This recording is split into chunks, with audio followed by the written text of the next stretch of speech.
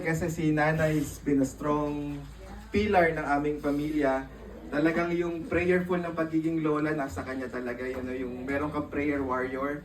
And for me, napakalaking bagay yun sa isang pamilya na merong nagdadasal para sa inyo. Amen. Talagang si Nanay, hindi pa yung nagsisipilyo, ang hawak ng rosaryo.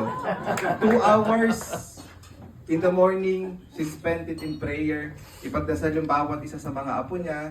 At ayun yung talagang pinagpapasalamat ko. Ito yung lola na walang Facebook pero alam mong birthday namin lang.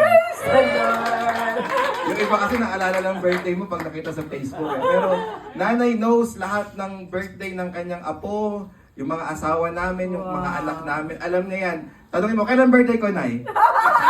Nakalimutan daw niya. 31 daw, 31, October 31.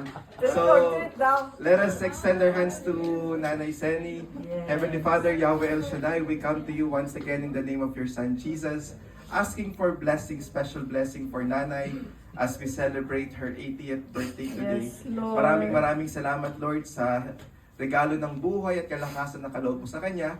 Sa mo at dalangin namin, Panginoon, na patuloy mo siyang patatagin, patuloy mo po siyang samahan, Panginoon, sa kanyang lakbayin, Panginoon. Samahan niyo po siya sa bawat sandali ng kanyang buhay. Pagkalooban ng ibayo pang kalakasan, lakas na galing lamang sa itaas, Panginoon.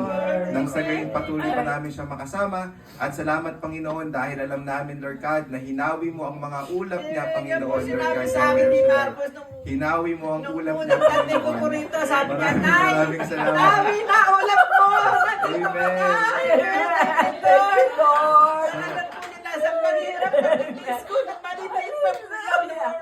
So as a family in Yahweh El Shaddai in Santa Clarita, we ask you, Lord, to bless her mightily and abundantly in Jesus' mighty name. Amen.